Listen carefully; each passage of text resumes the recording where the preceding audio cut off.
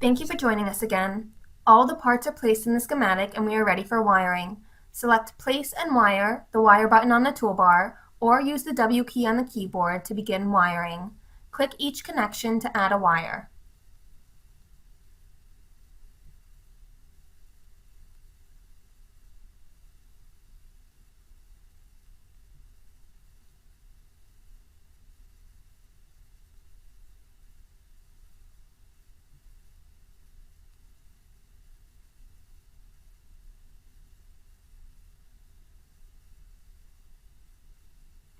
To repeatedly place a wire, hit F4 on the keyboard.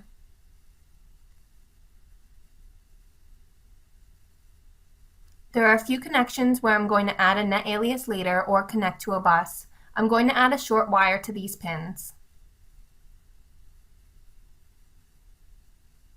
When finished, right-click and select End Mode or use Escape on the keyboard.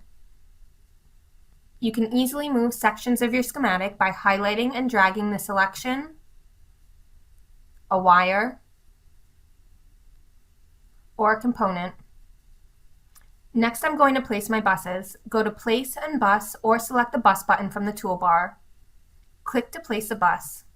Use Escape on the keyboard to end the bus. There are multiple ways to connect. I'm going to place a bus entry. Choose Place Bus Entry.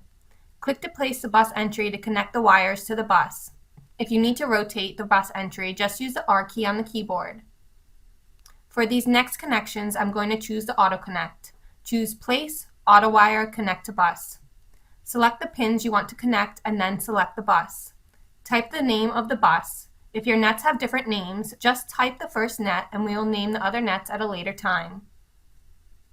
I'm going to add the next bus. To add a bus at an angle, hold down the Shift key.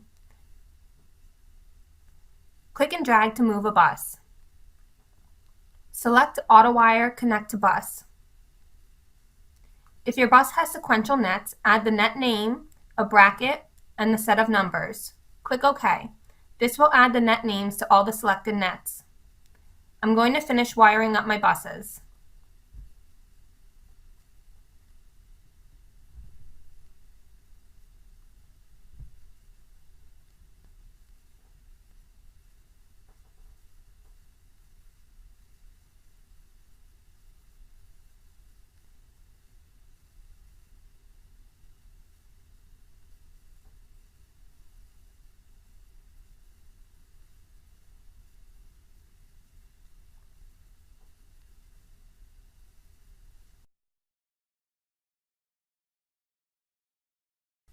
Next, I'm going to place my No Connects.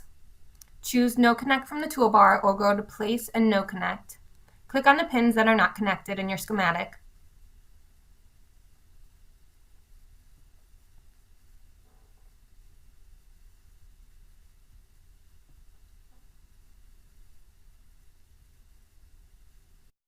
I'm going to add one last connection to a bus.